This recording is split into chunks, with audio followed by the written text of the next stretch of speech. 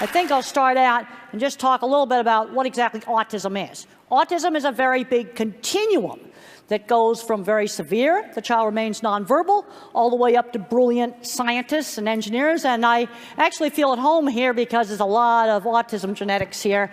You wouldn't have any... It's a continuum of traits. When does a nerd turn into, Asperger, which is just mild autism? I mean, Einstein and Mozart and Tesla would all be probably diagnosed as autistic spectrum today.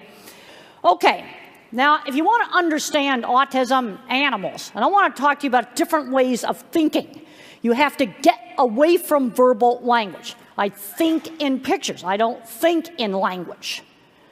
Now, the thing about the autistic mind is it attends to details, okay? This is a test where you either have to pick out the big letters or pick out the little letters, and the autistic mind picks out the little letters more quickly.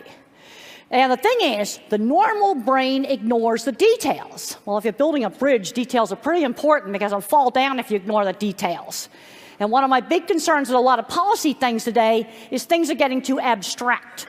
People are getting away from doing hands-on stuff. I'm really concerned that a lot of the schools have taken out the hands-on classes because art and classes like that, those were the classes where I excelled. So what is thinking in pictures? It's literally movies in your head. My mind works like Google for images. Now, when I was a young kid, I didn't know my thinking was different. I thought everybody thought in pictures. And then when I did my book, Thinking in Pictures, I started interviewing people about how they think. And I was shocked to find out that my thinking was quite different. Like if I say, think about a church steeple, most people get this sort of generalized, generic one. Now, maybe that's not true in this room, but it's going to be true in a whole lot of different places. I see only specific pictures. They flash up into my memory just like Google for pictures. And in the movie, they've got a great scene in there where the word shoe is said and a whole bunch of 50s and 60s shoes pop into my imagination. When kids get to be in 3rd or 4th grade, you might see that this kid's going to be a visual thinker, drawing in perspective. Now, I want to emphasize that not every autistic kid's going to be a visual thinker. Now, I had this brain scan done several years ago, and I used to joke around about having a gigantic internet trunk line going deep into my visual cortex. This is tensor imaging, and my great big internet trunk line is twice as big as the controls. The red lines there are me, and the blue lines are the sex and age-matched control. And there I got a gigantic one, and the control over there, the blue one, has got a really small one.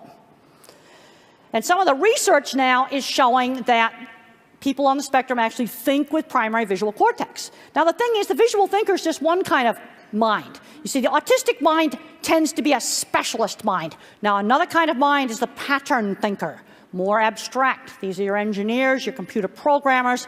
Now, this is pattern thinking. That praying mantis is made from a single sheet of paper. No scotch tape, no cuts, and there in the background is the pattern for folding it. Here are the types of thinking. Photorealistic visual thinkers like me. Pattern thinkers, music and math minds. Some of these oftentimes have problems with reading. You also will see these kind of problems with kids that are dyslexic.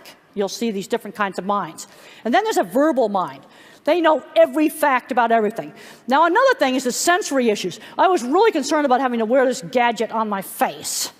And I came in half an hour beforehand so I could have it put on and kind of get used to it. And they got it bent so it's not hitting my chin.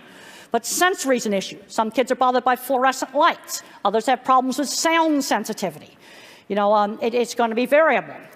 The thing is, you can make a mind to be more of a thinking and cognitive mind, or a mind can be wired to be more social. And what some of the research now has shown in autism is there may be extra wiring back here in the really brilliant mind, and we lose a few social circuits here.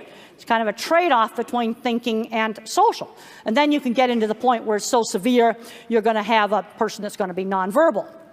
In the normal human mind, language covers up the visual thinking we share with animals. Mentors are just essential. I cannot emphasize enough what my science teacher did for me. And we've got to mentor them, hire them. And if you bring them in for internships in your companies, the thing about the autism, Asperger kind of mind, you got to give them a specific task. Don't just say design new software. You got to tell them something a lot more specific. Well, we're designing software for a phone, and it has to do some specific thing, and it can only use so much memory. That's the kind of specificity you need. Well, that's the end of my talk, and I just want to thank everybody for coming. It was great to be here.